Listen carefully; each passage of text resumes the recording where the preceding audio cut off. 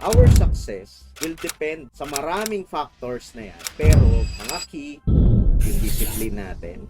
Are we following the plan? Are we at least making a plan and you're following it? So, meron kang disiplina doon na continuous learning, no? So spend some time to hone your skill. Kung merong medyo mahina ka doon sa area na yon, try to study pa yon, no? Mag-focus doon sa weakness mo na yon, or yung currently na gumagana sa'yo, doon ka mag-focus. And of course, yung experience. No? So, I want to share yung post ni Tito G. Si Tito Red. Si Tito Red, wala rin stop loss. And he's consistent with his trades.